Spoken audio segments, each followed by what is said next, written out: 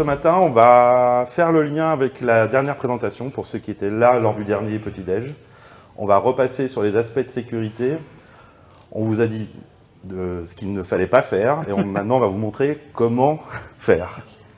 Donc on va repasser les aspects de données personnelles, comment on gère les données personnelles, comment on gère la sécurité des informations qu'on peut ou ne pas mettre dans l'IA. Et ensuite, nous allons voir plusieurs choses autour de l'IA et particulièrement autour de Claude, qui est notre IA sélectionnée en interne. Guillaume. Allez, allons-y. Je vous remercie. Bonjour à tous et merci d'être là. Alors effectivement, on va commencer avec quelques rappels autour de la sécurité. Alors pour ceux qui n'étaient pas là, il y a deux choses prépondérantes aujourd'hui dans l'utilisation de l'IA sur lesquelles il faut avoir une attention particulière. La première, ça va être tout ce qui est autour de la fiabilité. Aujourd'hui, une IA, c'est pas quelque chose de parfait. Elle peut avoir des biais de par la société qui la possède, que ce soit OpenAI, Anthropic ou Elon Musk. Elle peut inventer, notamment ChatGPT ne supporte pas de ne pas avoir de réponse à vous apporter, donc elle va avoir tendance à plutôt inventer quelque chose plutôt que de vous dire « je ne sais pas ». Et elle peut aussi halluciner. Il y a des phénomènes d'hallucination qui sont réguliers avec de l'intelligence artificielle. Demandez à ChatGPT si un nombre est premier, elle vous dira toujours qu'il ne l'est pas, parce qu'elle va arriver à le factoriser alors que sa factorisation n'existe pas. Donc faites très attention, contrôlez toujours ce qu'une IA va pouvoir vous répondre en recoupant les sources, en lui posant des questions, en essayant de la faire raisonner de plus en plus loin, ou en faisant des prompts un petit peu plus organisés, et c'est ce que Alexandre vous présentera tout à l'heure, comment arriver à prompter de manière efficiente et de manière à s'assurer que l'IA derrière ne va pas faire n'importe quoi. La deuxième partie, c'est tout ce qui est données personnelles.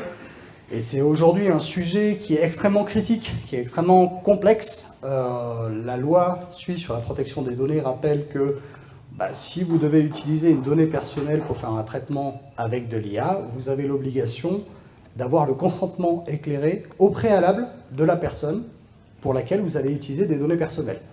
Autrement dit, c'est quasiment impossible aujourd'hui, si on a une base de données de 2000 clients, d'aller voir chacun des clients pour dire, voilà, bonjour, est-ce que vous êtes OK que j'utilise vos données dans une intelligence artificielle? Donc, il y a plusieurs manières de contrer cela. La première, ça va être de faire ce qu'on appelle de l'anonymisation. C'est-à-dire qu'on prend la donnée, donc on a un fichier brut qui va contenir tout un set de données personnelles, qu'on va faire passer dans un outil d'anonymisation qui va venir retirer tout ce qui est de l'ordre de la donnée personnelle ou confidentielle, si on a des numéros AVS, ce genre de choses, de manière à avoir un fichier qui va être exploité ensuite par une IA. Ça permet d'avoir un accès qui est cloisonné et d'être conforme en termes de NLPD.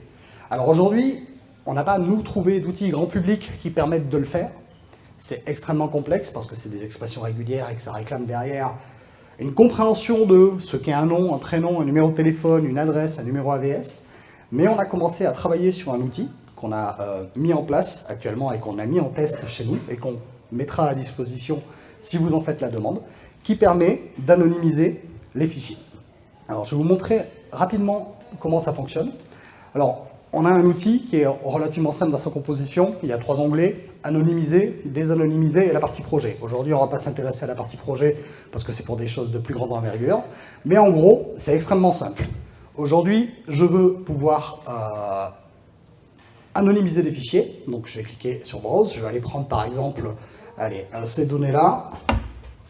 Hop, mon CV. Je vais ouvrir ces 2 fichiers. Merci bien. Je vais lui demander de valider manuellement les détections incertaines. Ça permet d'éviter les phénomènes d'hallucination et les faux positifs. Et dans les options avancées, je vais pouvoir lui dire ce que je veux qu'il recherche comme données personnelles. Bon, là, en l'occurrence, je vais lui dire de tout rechercher parce que j'ai envie.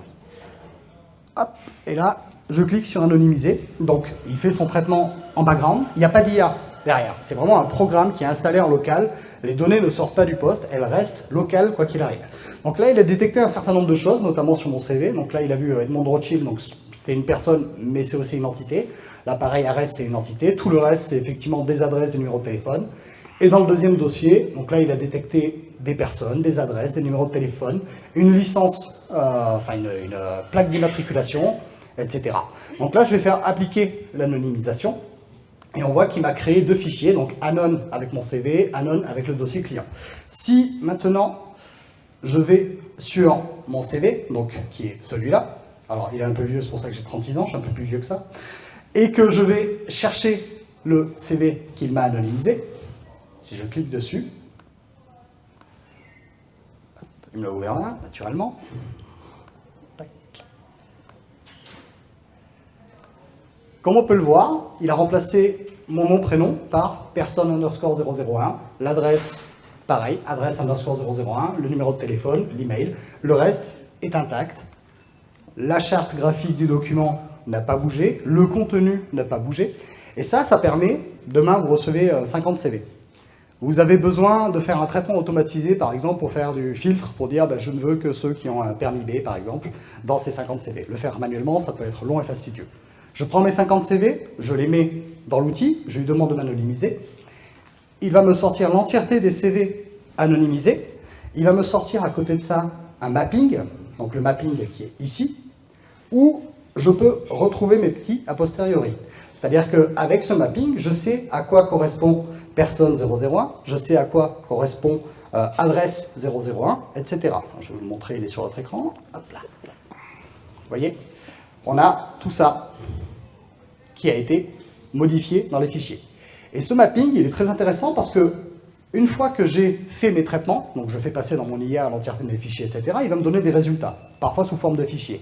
Et il va reprendre ces notions de personne 1, adresse 1, etc.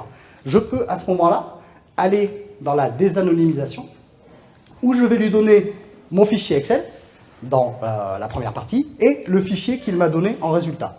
Et ça permet de désanonymiser, c'est-à-dire de remettre les noms, prénoms, adresses, numéro de téléphone, numéro AVS, etc. Et ainsi d'avoir pu faire un traitement sur de la donnée, même à grande échelle, sans avoir été à l'encontre des lois sur la protection des données. Et donc, ça vous sécurise, et ça sécurise les données de vos clients, de vos prospects ou de vos employés. Donc voilà. Pour l'instant, c'est un outil qui est en bêta. Ça fait 1 mois qu'on bosse dessus. On va continuer de l'améliorer. On vous le met à disposition avec grand plaisir. Et vos retours seront les bienvenus parce que ça nous permettra aussi de l'améliorer et de faire en sorte qu'il soit de plus en plus efficace. Mais c'est une manière de faire, c'est une manière d'éviter de mettre de la donnée dans des IA sans avoir eu le consentement au préalable. Mais on ne fait pas que ça. Effectivement. On a une deuxième partie sur laquelle on travaille, c'est la partie contrôle. Parce qu'aujourd'hui, c'est extrêmement compliqué. Je veux dire, les employés, ils ont leur outil d'IA local, ils travaillent sur leur IA dans leur coin, et aujourd'hui, c'est en l'absence de tout contrôle. Alors, on peut mettre une charte IA, c'est très bien, et c'est vraiment quelque chose de très important. Cependant, ça n'empêche pas d'avoir le contrôle. Et pour avoir du contrôle, il faut qu'on ait une interface entre les deux qui permette de classifier la donnée, c'est-à-dire dire ça c'est du sensible, ça c'est du confidentiel, ça contient de la donnée personnelle, et du coup d'empêcher les utilisateurs de mettre ces données au sein d'une IA sans avoir eu d'approbation au préalable. Aujourd'hui, on a 2 outils, Purview de chez Microsoft et Netbricks qu'on utilise depuis très longtemps maintenant sur la partie LPD et classification de données. Et c'est des outils qui permettent de détecter et de classifier. On va continuer de travailler là-dessus, ça c'est du travail qui est en cours chez nous, de façon à ce que ce soit intégré parfaitement avec la plupart des outils d'IA grand public, et que si un utilisateur prend un fichier et le colle directement dans un ChatGPT, dans un Claude ou un Gemini, l'outil bloque automatiquement en disant « Ok, stop, ça c'est interdit, c'est la société interdit de mettre ces données-là ».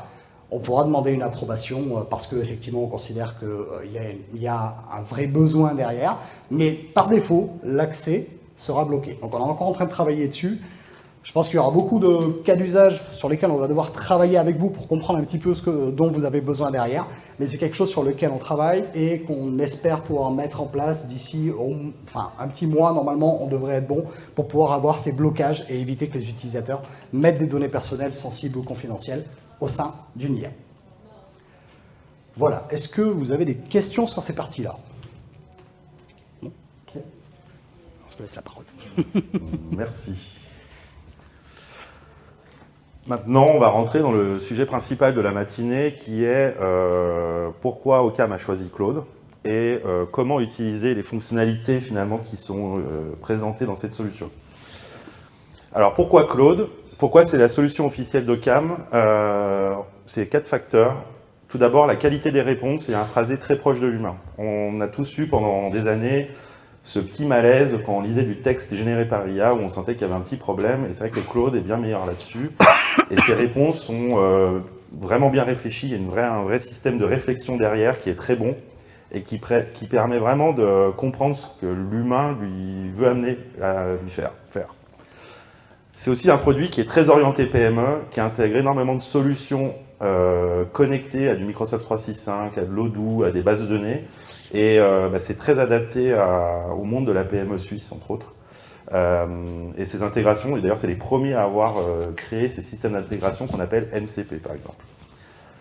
La performance du raisonnement, j'en parlais juste avant, donc c'est vraiment cette capacité à comprendre très finement ou à reposer des questions pour vraiment affiner le résultat et trouver la solution attendue.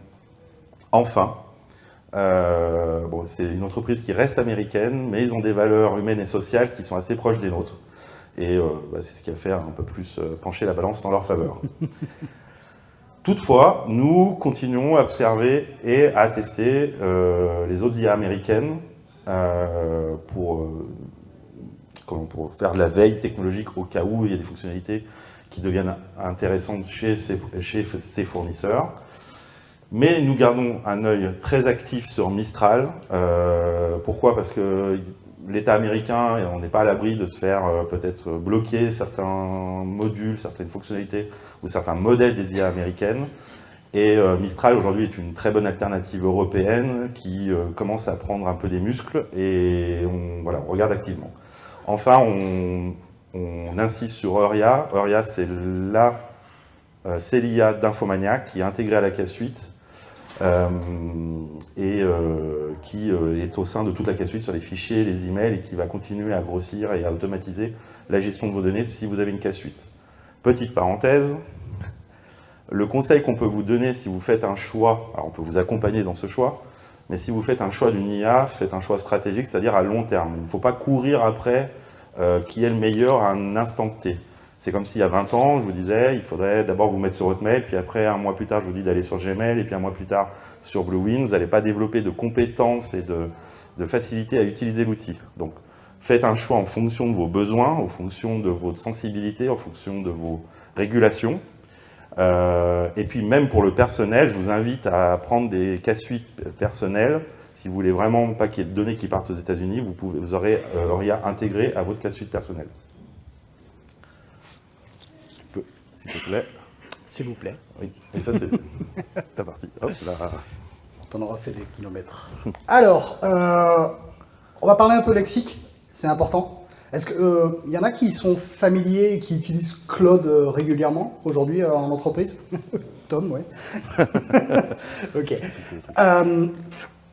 L'idée, ça va être de vous amener un petit peu les termes génériques qu'on va retrouver dans la présentation après, de façon à ce que vous compreniez de quoi on parle. La première chose, le prompt.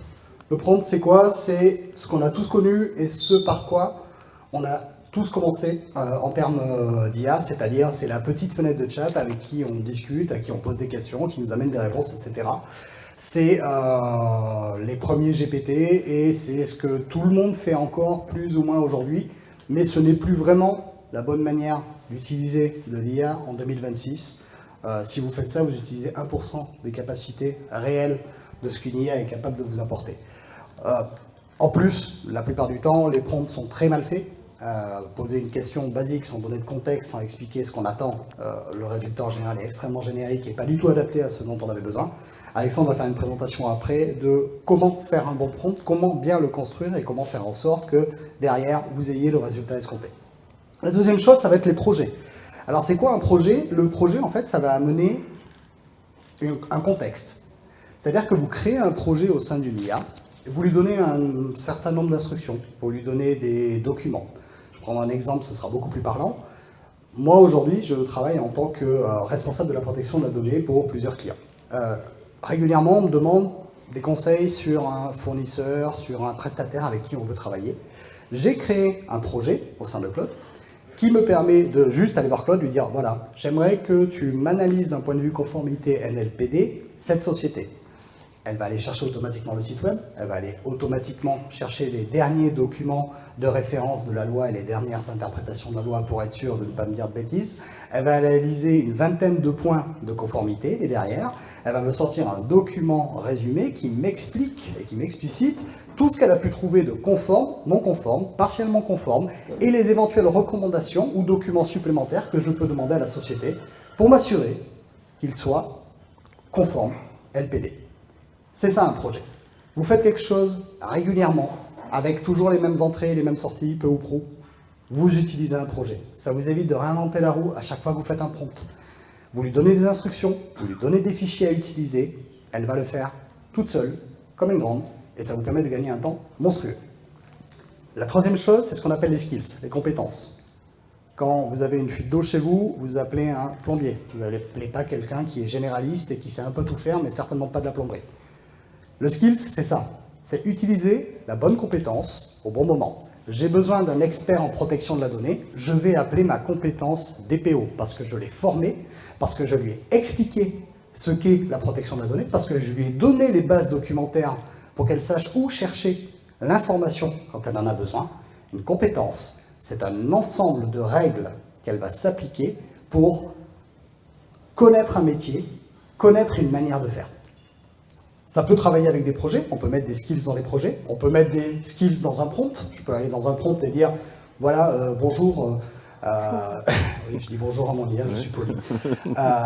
J'aimerais que tu m'analyses ce site web, utilise le skills DPO avec le nom du skills, et derrière, il va utiliser ce skills-là pour faire toute son analyse. Et enfin, la dernière partie, qui est vraiment ce qui est en train d'arriver de plus en plus, c'est la partie cowork. La partie cowork, on est vraiment sur un assistant, c'est-à-dire que c'est quelqu'un qui va travailler avec vous au quotidien. Il y a une autonomie de moyens, il y a une autonomie d'organisation.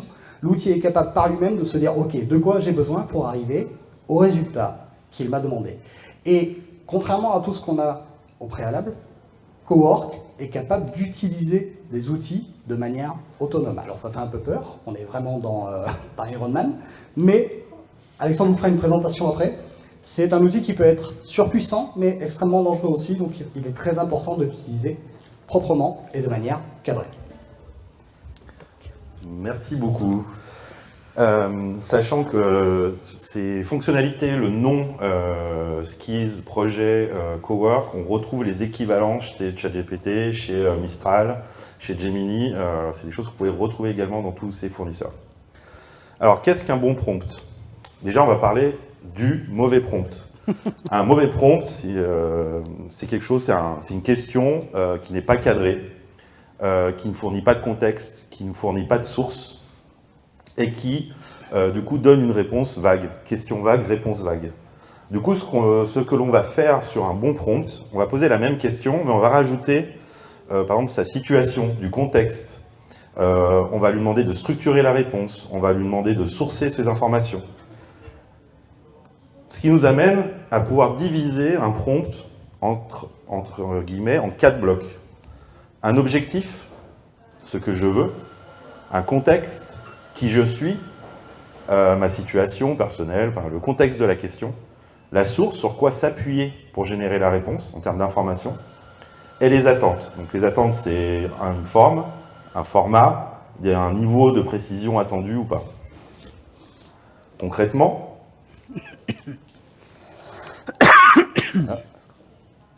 voilà.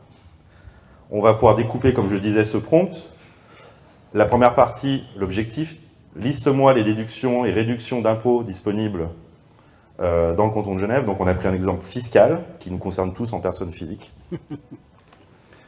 On va y mettre du contexte. Je suis un homme suisse, célibataire, sans enfant, résident et travaillant à Genève avec un revenu de 70 000 francs par an. On va rajouter la source. Source-toi via ce PDF des règles fiscales. Donc vous savez, dans un prompt, on peut uploader un fichier. Donc là, on va l'uploader, on peut lui dire d'aller directement sur le site web, aller contrôler les règles fiscales. Et enfin, les attentes. Réponds en catégorie, bullet point, phrase courte, en citant tes sources, et une fois les documents analysés et chargés, pose-moi des questions pour affiner mon profil fiscal. Donc là, ce qu'on va faire une démo. Alors, petite parenthèse, la loi de Murphy existant, bien sûr, ça peut planter. Mais surtout, on aura des phases d'attente, parce que les IA, c'est un peu le défaut de Claude, c'est le seul défaut qu'on voit à Claude.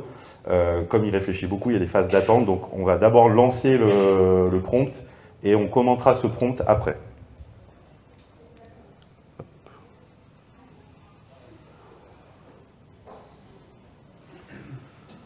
Hop.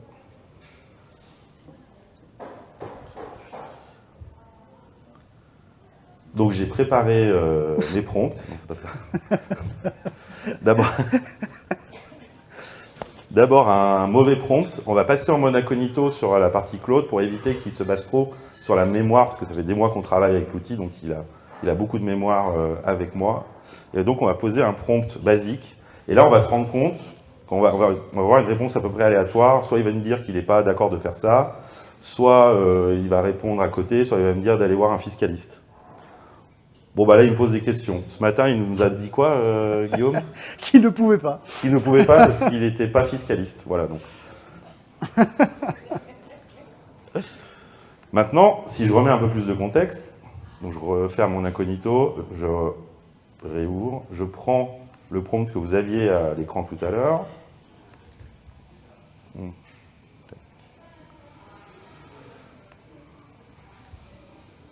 Je le colle et je vais lui ajouter le fichier.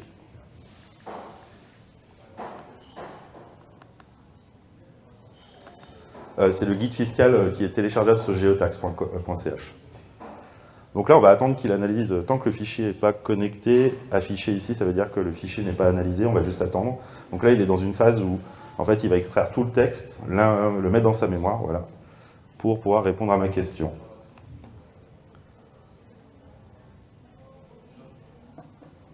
Je vais juste baisser l'effort. Hop. Voilà.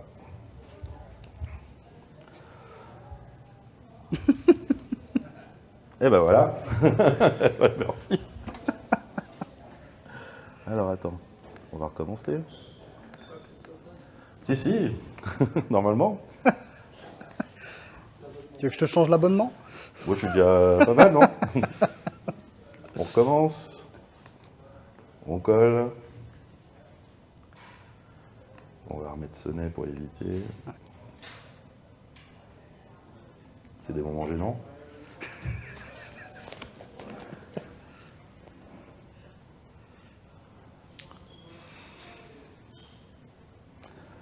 À la différence de ChatGPT, je crois, il y a beaucoup plus d'informations. Claude affiche beaucoup plus d'informations sur ce qu'il fait, sur ce qu'il est en train de faire. D'ailleurs, on peut techniquement... Ben voilà, bon, c'est parti. Donc là, on voit qu'il me liste tout de suite, beaucoup plus rapidement, des informations liées à ma fiscalité. Il me propose des déductions, il me dit la page, exactement ce que je lui ai demandé. Ça, c'est très bien. Maintenant, imaginons que je sois un assistant, enfin moi, humain, je suis assistant d'un fiduciaire et je voudrais automatiser ça quotidiennement parce qu'en fait, j'ai beaucoup de clients, je suis fiscaliste et j'aimerais accélérer mon travail et éviter de recoller le prompt. Et c'est là, on va utiliser les projets et les skills. Donc, on a créé un projet qui est partagé au sein de la société qui s'appelle Ocam Fisca, dans lequel j'ai importé ces règles fiscales. Est-ce que c'est visible? Ouais, ça se voit bien. Ces règles fiscales, c'est donc le document qui vient de Geotax et qui va donner l'information des règles fiscales. Et j'ai créé une skills que j'ai appelée, que je dois activer. Oui, c'est mieux. Swiss Tax Advisor, et c'est ces fameuses compétences, ces règles que j'ai catégorisées en chapitres, qui lui donnent ces compétences et la structure que je veux qu'il ait pour m'aider à générer ma réponse et à trouver les bonnes déductions fiscales. Dans ces compétences, également, je lui ai demandé de me générer un rapport, une fiche fiscale pour le client final. Donc maintenant que la compétence est activée, je vais pouvoir l'appeler. Et ça, c'est vraiment la compétence. Donc, quel est le canton de résidence fiscale? Il me propose la question sur le marié, je n'ai pas d'enfant à charge, je suis suisse. Et il va continuer comme ça, à me poser toutes les questions nécessaires pour établir mon profil fiscal. Alors, je vais vous éviter toutes les questions, parce qu'il y en a une trentaine. Le rendu, bon là, il me demande le salaire, voilà, etc. Je suis employé dans le même canton. Et au final, ce qu'il est capable de me générer, alors c'est pas celui-là,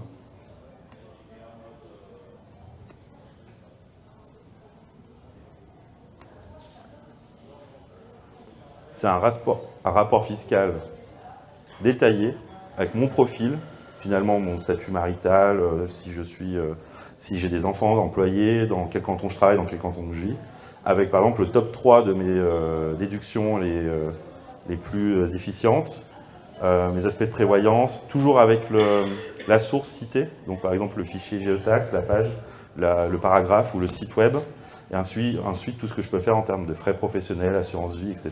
etc. Et ça, il faut bien imaginer que là, c'est moi qui génère une skills, qui me pose des questions, mais demain, une fiduciaire pourrait très bien vous envoyer un formulaire web, vous remplissez ces informations, automatiquement, Claude Cowork ou autre vient récupérer ces informations et vous génère automatiquement ceci, voire même dans un futur proche, pourrait vous générer le fichier géotaxe pour faire votre déclaration.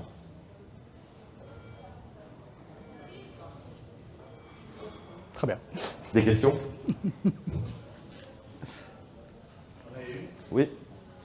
On est d'accord que pour faire ça, il y a quand même une donnée personnelle qui a été énorme. Tout à fait. Mais j'ai choisi. Tu as donné de toi-même ton consentement, puisque c'est toi qui viens mettre de la donnée personnelle. C'est à partir du moment où c'est de la donnée personnelle qui appartient à quelqu'un d'autre que ça pose problème. Si c'est toi, finalement, tu fais ce que tu veux. J'ai fini.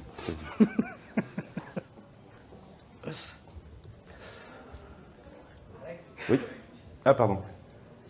On prenne bien sur le module projet. En fait, ce sont des requêtes qui sont prédéfinies, qui sont alimentées régulièrement en fonction du cas, pour ensuite générer le résultat que vous avez là avec différentes catégories que vous avez pré-paramétrées, parce qu'en tant que fiscaliste, voilà, c'est ce qui vous intéresse. Et donc, il s'alimente à la fois des informations que vous donnez régulièrement sur la base de ces comptes qui sont déjà... c'est des comptes, en fait. Alors, la partie projet, c'est on va y mettre par exemple les informations de base et quelques instructions. Après, c'est sûr que ça peut se marcher un peu des fois avec les compétences. Des fois, on va mettre des instructions dans le projet et des fois, on va plutôt mettre des instructions dans la skills, voire les deux. Et le projet, c'est vraiment une histoire de mémoire partagée. C'est-à-dire que même là, tous les prompts que je vais faire dans le projet, ils vont rentrer dans la mémoire du projet et alimenter le projet. Et si demain, je veux mettre par exemple le document des fiscaux Genevois 2026, je vais le mettre dans le projet. La compétence, c'est vraiment comment je veux arriver, je lui explique le métier. On ne va pas dire que tu es fiscaliste, parce que pour lui, tu es fiscaliste, ça ne veut rien dire. On va lui dire, tu vas te sourcer sur ces informations-là, tu vas poser ces questions-là, tu vas structurer ta réponse comme ça. D'ailleurs, le rapport, c'est la skills qui l'a généré, parce que je lui ai demandé de structurer ça de façon jolie, avec des couleurs, etc. C'est juste de déléguer finalement la réflexion qu'on fait de manière standard Exactement. au fiscaliste pour que automatiquement il génère en fait toute cette partie un peu analyse standard Oui. qu'il est obligé de faire quotidiennement. Exact. Et ça, c'est vous qui le faites. Vous dites pas base-toi sur des documents standards de l'administration fiscale ou ça. Si, les documents, là, le document PP. Non, la catégorisation, enfin, tous les éléments justement analysés, c'est vous qui les rentrez. Oui, alors nous, on l'a créé on a créé la compétence avec l'IA, mais on pourrait très bien, s'il y a un format de réponse, on pourrait très bien lui faire analyser, par exemple, les contenus d'une réponse géotaxe pour qu'il structure de la même manière, d'ailleurs. Mais la structuration qu'il m'a proposée, elle vient aussi du guide fiscal. Il a interprété le guide fiscal, comment étaient structurées les choses, et c'est pour ça qu'il pose des questions dans cet ordre-là, d'ailleurs.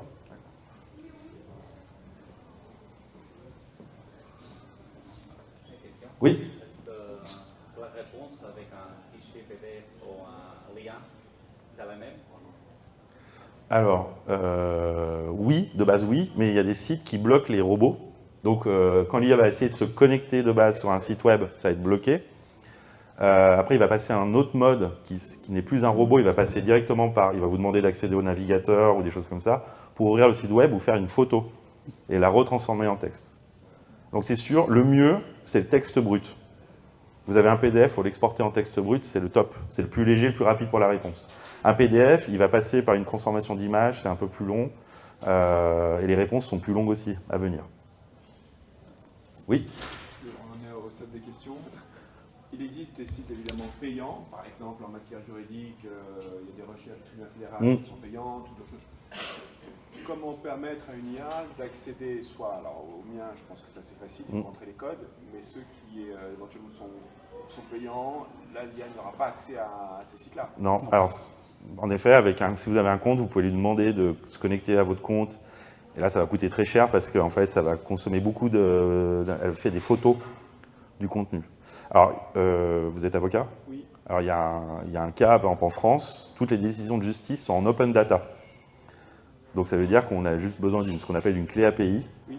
Et là, on pourrait connecter une IA qui va automatiquement et très facilement se connecter à toutes les décisions de justice et pourriez questionner l'IA sur qu'est-ce qui s'est passé à tel endroit en France, ce genre de choses. Et ça, c'est parce que la France a fait le choix de l'open data.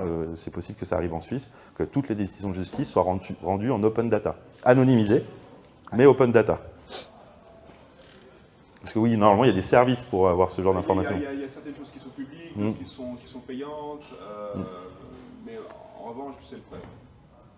L'IA ira chercher tout ce qui est publiquement, gratuitement accessible. Oui. Clairement.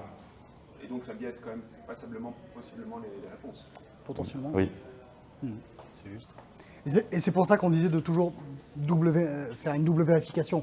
C'est pas parce qu'on l'a entraîné, c'est pas parce qu'on a fait un projet qu'il a des compétences qu'il a la connaissance absolue. Il n'est pas omniscient. Donc à un moment donné, oui, peut-être qu'il faudra aller chercher d'autres sources, peut-être qu'il faudra le confronter en lui disant mais est-ce que tu as tenu compte de ça ou n'importe quoi, et l'aider en fait à aller plus loin dans sa réflexion. Donc oui, ça réclame un petit peu de fact-checking, de vérification, etc. Je vais juste faire, je suis désolé, la dernière démo. On a encore combien de temps? 5 minutes? Ouais. C'est Bon, ça? il n'y a peut-être pas besoin de faire toute la démo. Non, non. Je l'expliquer en tout cas.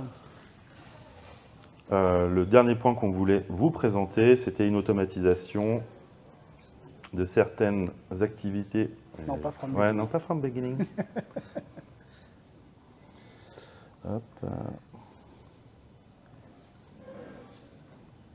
Excusez-moi, voilà. Aujourd'hui, chez Ocam, on fait beaucoup de réunions, on a beaucoup de PV, donc beaucoup de réunions avec des clients, beaucoup de réunions en interne, parce qu'on fait de la gestion de projet, du suivi de tickets. Et on enregistre tous nos meetings. Et ces meetings, quand on les enregistre, on peut les transformer en texte. Ça s'appelle un transcript. Aujourd'hui, quand on fait un meeting, la personne, le chef de projet, le service manager, il va noter, il va faire ses petites notes, un tel doit faire ça, un tel doit faire ça, pour telle date, etc. C'est un long travail qui est fastidieux. Mais grâce au transcript, on pourrait récupérer automatiquement ou le coller dans une IA pour que cette IA, comme Claude, analyse le contenu texte, identifie les personnes, identifie les activités, les dates d'échéance, génère du coup derrière des vraies activités structurées pour générer un PV basé sur notre modèle, notre template Word de PV avec nos logos et le nom du client, etc. Et ensuite, même de créer des tâches dans nos outils de tâches, type, nous on utilise Planner, mais peut-être il y a Project, Microsoft, des solutions Kanban, etc.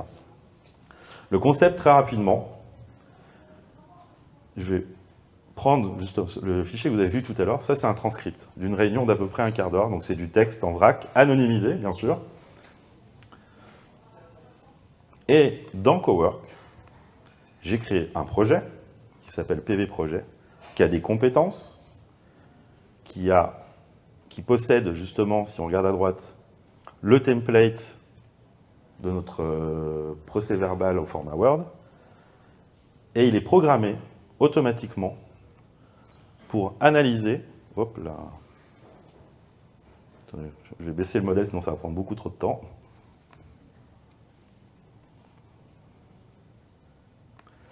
Hop. Ça, c'est super important. Hein. Le choix du modèle, oui, ça va vraiment faire la différence dans la consommation que vous allez avoir, notamment chez Claude, parce que vous êtes limité en termes de tokens, mais surtout sur le temps que la réponse va arriver. Il y a des modèles, typiquement Opus, on sait que c'est très long. Alors la réflexion peut être parfois plus intéressante, mais sur des choses simples, de la traduction, de la rédaction d'emails, de l'analyse simple de fichiers, il n'y a pas besoin d'aller sur de l'Opus, ça va prendre des plombes, ça va vous manger un nombre de tokens impressionnant. Utilisez peut-être des modèles plus adaptés à cet usage-là. Tout à l'heure, pour le guide fiscal, on était en Haiku, qui est le modèle le plus bas niveau de chez Claude. Donc, comme quoi, il est déjà assez puissant pour traiter des questions simples, résumer des documents, analyser des réponses, les comparer aux documents. Exactement. Donc là, ce qu'il faut bien comprendre, c'est que le transcript, je l'ai collé manuellement, je l'ai récupéré d'une conversation qu'on a eue, on l'a anonymisé, mais on pourrait très bien automatiser en sortie de réunion que le transcript soit envoyé directement à une IA pour analyse et pour générer le PV.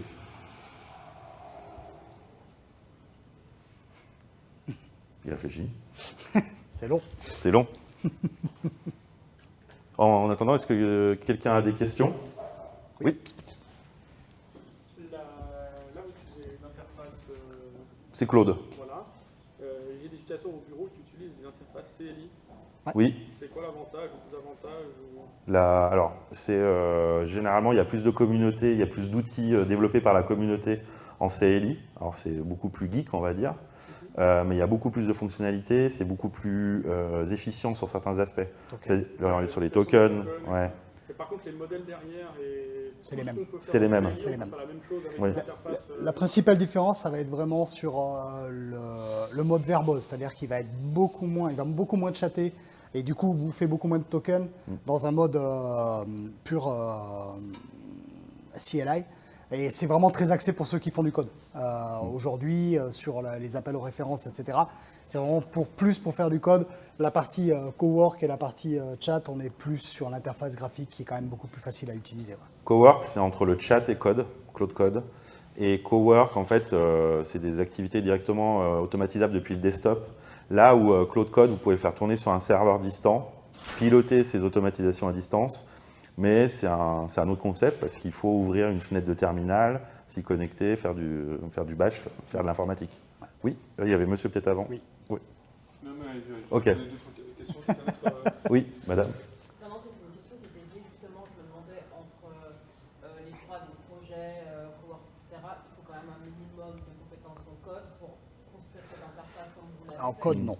En code, non, il n'y a pas besoin de compétences, il y a besoin de compétences dans la compréhension de ce qu'on veut faire, c'est-à-dire vraiment décrire le processus de bout en bout, quelles sont mes entrées, quelles sont mes sorties, qu'est-ce qui se passe au milieu, parce que ça va être vraiment ce qui va faire la différence entre une automatisation qui marche et une automatisation qui fait n'importe quoi et où on passe son temps à bidouiller. Donc il n'y a pas besoin de connaître le code, il y a besoin de savoir ce qu'on veut, le modéliser, l'expliquer, lui demander de l'aide pour l'expliquer, et une fois qu'on l'a expliqué, créer un projet qui fait tout ça. Lui mettre les bons connecteurs, typiquement si on veut pouvoir mettre les tâches dans Planner, il faut que Claude soit connecté au planner de l'entreprise pour pouvoir créer les tâches aux différents utilisateurs. Pareil, si on veut vouloir mettre un transcript automatiquement, il faut que l'outil de transcript soit capable de poser dans Claude ce transcript. Alors voilà, c'est le genre de choses sur lesquelles nous on peut vraiment vous aider, parce que c'est des choses qu'on fait, l'automatisation de l'orchestration, etc., avec du N8N, avec du Claude, avec tout un tas d'autres outils. Et aujourd'hui, on essaie de le faire dans beaucoup de choses du quotidien, c'est-à-dire les tâches qui n'ont aucune valeur ajoutée, où c'est des gens qui font des copier-coller, qui vont relire un truc, où il n'y a aucune intelligence derrière. On le fait avec de l'IA, ça nous permet de gagner un temps monstrueux et de se consacrer vraiment aux tâches où notre cerveau, on en a besoin. Et vraiment, si vous avez besoin, vous n'hésitez pas. On peut vous aider, vous accompagner sur la modélisation et sur la mise en place de la connexion, mais aussi du processus derrière au niveau IA. Oui. Avant, on parlait de structure. Ouais. Par rapport au PV, par exemple, là, on utilise tous du Word à la base, puis on aimerait qu'ils remplissent nos PV avec les données. Je ne sais pas si on utilise Claude ou si on utilise n'importe quoi pour rentrer la data. Là, avant, tu parlais d'utiliser au fait une structure moins énergivore ou tokenivore. Oui. Genre, tu disais Haiku. Oui, c'est un modèle en fait. C'est le cerveau de l'IA. Okay. En fait, c'est des modèles, il y a différents modèles qui consomment plus ou moins de tokens et qui sont plus ou moins longs. Ah bah voilà, il a fini. Ouais. Et ces modèles, en fait, selon l'usage, si tu veux aller vite ou pas vite, il faut pouvoir bien les sélectionner. Mais ça ne change rien au travail qui va être fait. D'accord, mais toi, par exemple, là, avec le fichier Word que tu vas demander de remplir là-dedans, tu vas quand même coller ton fichier Word standard. Oui, standard, oui. Oui. Et il va l'interpréter. Il va l'interpréter. C'est ce que je vais vous montrer là. En fait, c'est ce qu'on va voir là. Ouais. Tu vois, il nous demande de... Non. Alors, ils utilisent tous les mêmes entrées, les mêmes sorties. On peut dire la même chose en tous. C'est juste que ça va être le niveau de profondeur de réflexion. Et effectivement, suivant le modèle, ça peut passer du simple à x10, voire x50 sur un même prompt. Donc, et ça, du coup, ça consomme x10, voire x50 le nombre de tokens. C'est pour ça qu'il faut l'adapter. C'est où qu'on adapte ça? En fait, dans la Là. fonte de chat, En bas à juste droite. en bas, on peut choisir le modèle. Et des fois, il va corriger. Quand il voit que c'est un travail léger, il va réadapter certains niveaux. Exact. Ouais. Ouais. Mais ça en automatique. Oui, oui. Très bien, Oui, oui. les attentes moyennes. Alors, encore une fois, ça peut être automatisé. Moi, je préfère passer par une phase de vérification. Il m'a pré-rempli des champs, donc je n'ai rien développé. Hein. L'interface, c'est lui qui l'a généré. Et il va me détecter la date du meeting, le sujet, le client, le quadrigramme du client. Et comme on est anonymisé, on a les présents qui sont intervenants A, B, C, DE, les absents. Et il a détecté tout ça. Il a aussi détecté plus bas, finalement, des activités avec une date de création, le type. Du coup, il me propose quand même de revalider si le type est bon. L'intervenant, la due date et le statut. Donc, not started, in progress, completed. Et ça, il me l'a fait pour toutes les activités qu'il a pu détecter dans le transcript. Je ne vais pas vous toutes les valider. Derrière, il me génère un petit bouton pardon, de validation du document Word. Et donc, automatiquement, alors ça va reprendre un peu de temps, il va aller chercher mon template Word et remplir le tableau avec les activités. C'est le PV qu'on envoie à nos clients en sortie de meeting.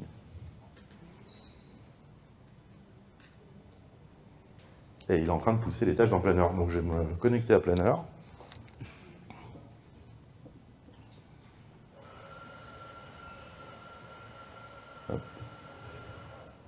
On va juste attendre qu'il ait fini la réflexion. Est-ce que vous avez encore des questions en attendant? Oui. Vous avez parlé donc d'IA américaine, mais pas chinoise. Et il y a DeepSeek, pourquoi pas les Chinois? Et puis, en lien avec ça, donc je suis avocat, typiquement pour avoir des prises de notes de rendez-vous, ça serait utile. Mais c'est même plus dans la catégorie protection de données, c'est même violation du secret professionnel. Donc, est-ce que ça veut dire que, je pense qu'il y a moyen qu'une réunion avec un client, soit ça reste dans ma structure, et non pas que ça parte sur les serveurs de Claude? Oui. Et si oui, comment faire? Enfin, Alors, DeepSeek, ils n'ont pas l'écosystème que Claude propose. DeepSeek, ils sont plus sur de la vente, ils ont mis en open source leur modèle. Ils n'ont pas vraiment d'écosystème. C'est un peu comme Mistral au début. Beaucoup de gens utilisent Mistral. j'arrive pas, j'arrive pas à traduire en... alors, en fait, c'est qu'eux, ils sont plus pour créer des cerveaux d'IA, on va dire des LLM, ce qu'on appelle les LLM, mais ils n'ont pas toutes ces parties de chat, de connexion avec des outils métiers, d'intégration. Donc, ces modèles chinois, en tout cas, ils sont moins intégrés aux outils métiers. Vous achetez une voiture, Claude, c'est la voiture complète, etc., avec l'assurance, etc. DeepSeek, vous allez avoir le moteur. Vous vous débrouillez pour mettre un volant, pour mettre des roues, etc. Vous allez tout à construire autour de façon à pouvoir faire une voiture derrière. Par contre, c'est votre moteur. Vous le contrôlez, vous savez ce qui se passe. Là, le moteur, il est aux États-Unis. Vous ne savez pas ce qui s'y passe derrière potentiellement. C'est pour ça qu'il faut anonymiser. Et sur le secret professionnel, ceci est techniquement reproductible avec des IA locales. C'est-à-dire vous faites tourner des IA sur vos serveurs ou chez Infomaniac. Vous pouvez faire ça avec Euria, qui respecte... Oui. Vas-y. Ah ouais, tu peux accepter, s'il te plaît. Vous pouvez utiliser Euria pour faire vos meetings et avoir des PV. Et c'est dans les skills et dans les projets que vous allez pouvoir générer automatiquement. Après, des fois, il y a des outils aussi de cabinets d'avocats qui vont intégrer ça prochainement. Mais il est clair que pour votre métier, soit on est vraiment sûr de l'anonymisation, et dans ce cas-là, on peut faire l'inférence, c'est-à-dire la réflexion aux États-Unis ou en Europe, etc. Soit vraiment il y a un risque, et dans ce cas-là, c'est une IA locale qui sera entraînée à ne faire que... et effectivement, là, pour le coup, c'est du cas par cas, et c'est vraiment un use case qu'on doit travailler ensemble pour pouvoir arriver à créer quelque chose qui vous corresponde, basé sur une IA publique et vraiment contrôlée, quoi. Et ce qui est possible. Ce qui est possible, oui, tout à fait. Nous, on a démarré par ça, d'ailleurs. On avait créé une IA locale chez Ocam qui nous servait à poser des questions, à faire de la traduction, etc. Tout était sur un Mac mini qui était posé chez nous et qui ne sortait jamais, qui pouvait aller sur Internet pour chercher de l'information, mais certainement pas en uploader ou donner de l'information à l'extérieur. Donc ça permet d'avoir un contrôle sur finalement ce qui s'y passe. C'est beaucoup moins puissant, on n'a pas les serveurs d'Anthropic ou d'OpenAI derrière, mais par contre, ça fait le job pour des tâches relativement simples. Alors, je ne sais pas si les gens ont vu, mais voilà. Donc là, j'ai un PDF, un Word, qui est notre template avec nos logos, avec notre structure de présentation. Et il a reporté les tâches par catégorie, request, opération, projet. et divers, parce qu'il y avait une entrée diverse. Et là, en parallèle, hop, il va nous créer les tâches, démo 2. Donc là, il me pose des questions parce qu'il s'est connecté à mon environnement Microsoft 365. Il a trouvé l'application Planner et il est en train de me poser des questions pour créer un nouveau plan pour y ranger mes tâches et les assigner. Donc on va voir s'il est apparu. Il n'est pas apparu.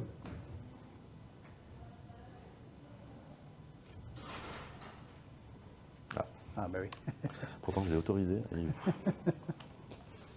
Alors, il demande beaucoup d'autorisation parce que, comme c'est des connecteurs qu'on a développés nous-mêmes, ils ne sont pas certifiés et Claude veut éviter des piratages. Encore ouais. Et donc, il demande bien la validation que c'est vous qui avez lancé cette opération. Donc, après, on peut faire en sorte qu'il ne le demande plus jamais. Mais de base, il demande énormément de fois est-ce que je peux faire ci sur ton PC, sur ton tenant Microsoft, etc. etc. Alors, ça peut paraître un petit peu diffus parce que ça fait beaucoup de choses en une seule fois et on a bien conscience que ce n'est pas forcément très clair. Si vous avez un besoin, si vous essayez d'automatiser ou d'orchestrer quelque chose, on se pose, on prend 10 minutes, un quart d'heure, on en discute. Il n'y a rien de complexe là-dedans. C'est juste mettre des Legos ensemble aujourd'hui. On a tous les Legos sur la table. On veut construire une voiture, on va faire une voiture avec les Legos. Ce n'est pas plus compliqué que ça. Vraiment. Là, aujourd'hui, on a des transcripts de réunions qui arrivent. Elles sont analysées par l'IA, qui va créer tout un ensemble de tâches, nous faire le PV, les mettre dans un planeur pour que les gens sachent qu'ils ont les tâches à effectuer et pour quelle date ils doivent les effectuer. C'est extrêmement simple sur le papier. Là, ça peut paraître un peu complexe, etc., avec les différents prompts et compagnie, mais il n'y a vraiment rien de compliqué. C'est juste emboîter des Legos entre eux. Donc, vous n'hésitez vraiment pas. On peut vous accompagner là-dessus. On peut vous aider à définir comment le faire et le mettre en place de manière sécurisée après derrière chez vous. Bon, il ne crée pas le plan. Bon, on va dire qu'il a été créé. Alors ça, c'est celui qu'il a créé ce matin. Ça, c'est celui lors de nos tests encore ce matin. Et on voit bien qu'il a repris le texte, le statut, la due date et après le bucket. Donc, c'est opérations, request projet, etc. etc. D'ailleurs, on les retrouve ici. C'est les catégories qu'on avait dans le PV Word. Ok. On va terminer. On va juste conclure. On pourra continuer des questions autour du café et des croissants si vous voulez après. En tout cas, ce qu'il faut retenir, au-delà de la sécurité, où tu veux repasser dessus, où il faut faire très attention à ce qu'on met dans les IA, un bon prompt avec des objectifs, du contexte des sources et des attentes, ça vous permettra d'être plus rapide et d'être plus efficace et d'avoir des réponses plus fiables. Utilisez les projets, les skills. C'est un basique maintenant, c'est des choses où nous on va pouvoir vous aider, on va mettre en place de la formation, des processus de formation. Donc pour prendre vos cas d'usage et les appliquer à des outils comme les projets et comme les skills. Enfin, Cowork, on va arriver aussi avec des solutions Cowork, donc ça c'est pareil, comme disait Guillaume, on va être capable de s'asseoir avec vous, de prendre vos besoins, sur des besoins d'automatisation du quotidien, des choses chronophages qui ne sont pas utiles, vous n'avez pas de valeur ajoutée, et de les automatiser dans du cowork ou d'autres solutions. Pour les connaisseurs, on parle de N8N et ce genre de choses. Tout ce qui est cadrage et gouvernance, la mise en place d'une charte IA, on le redit, c'est extrêmement important. Aujourd'hui, vous ne pouvez pas reprocher à vos employés d'avoir fait des bêtises s'ils ne savent pas ce qu'ils peuvent ou ne pas faire. Donc une charte IA, aujourd'hui, c'est obligatoire. Mais aussi la feuille de route au niveau de l'IA, comment la gestion des données personnelles va être faite. Et enfin, tout ce qui va être architecture souveraine, et on en parlait là il y a 2 secondes. Demain, vous avez besoin de mettre une IA en local parce que vous avez des process qui doivent tourner en local, qui ne doivent surtout pas finir aux États-Unis. On est capable de faire de la conception, de l'entraînement et de vous accompagner justement pour pouvoir avoir cette IA souveraine, pérenne et locale. Voilà. Est-ce qu'il y a des questions ? On sait qu'on peut gérer ça correctement, mais la majeure, on va dire 90% des personnes, elles font quoi? Elles balancent tout dans l'IA, direct, et on retrouve tout et n'importe quoi. Oui. Donc là, la protection, c'est nous, on veut protéger les autres, mais moi je m'amuse des fois à faire des prompts puis à retrouver des choses qui sont sur le net. Alors, ce que vous retrouvez, ce n'est pas ce que les gens ont mis dans l'IA. Ce que vous retrouvez, c'est ce qui est dans les bases publiques. À partir du moment où c'est dans des bases publiques sur Internet, effectivement, on a le droit de l'utiliser sans demander forcément de consentement ou quoi que ce soit, parce que, par essence, c'est public. À partir du moment où c'est des choses qui sont confidentielles et privées, là, par contre, il faut un consentement et il faut du contrôle. Et c'est ce qu'on disait au début, mettre des outils qui vont empêcher peut-être vos employés ou les gens avec qui vous collaborez de mettre des données qui vous concernent ou qui concernent l'entreprise sans qu'il y ait un contrôle derrière pour dire « Ok, ça c'est non, ça on n'a pas le droit de le mettre ». Mais oui, les gens aujourd'hui ne se posent pas ce genre de questions, ils utilisent l'application comme si c'était un Candy Crush sur leur téléphone. Ils ne se posent pas ce genre de questions de savoir est-ce que ça va servir à entraîner des modèles aux États-Unis et que dans 10 ans on me refusera une assurance parce que j'ai posé cette question-là. Ils ne se posent pas ce genre de questions. Ce que je disais dans la première présentation, tout ce que vous mettez dans une IA partez du principe que ça peut finir sur un 4x3 au milieu de Genève. Là, de suite, vous vous posez la question de est-ce que je vais poser cette question-là ou est-ce que je vais faire attention à ce que je vais mettre. Et les gens ne se rendent pas compte de ça. Il y a un faux semblant de sécurité, un faux semblant de souveraineté. L'IA, il ne faut pas se leurrer. Aujourd'hui, on ne paye même pas peut-être 1% de ce que ça coûte en réalité. À un moment donné, si c'est gratuit, c'est vous le produit. Vos données, elles vont servir. Alors, il y a des plans entreprises, c'est très bien. Les plans entreprises permettent justement de limiter ces entraînements et de faire en sorte que les données ne soient pas réutilisées. Mais la plupart des gens n'ont pas des plans entreprises. Les gens qui utilisent ChatGPT de manière gratuite, vos données, elles servent à entraîner l'IA d'OpenAI. Point. Et peut-être qu'un jour, vos données, elles réapparaîtront quelque part. Et ça, on ne sait pas où. Est-ce qu'il y a d'autres questions? T'es pas drôle, hein? Non, je suis le mec chiant de la présentation, moi. Eh bien, merci beaucoup. Merci. Et au plaisir.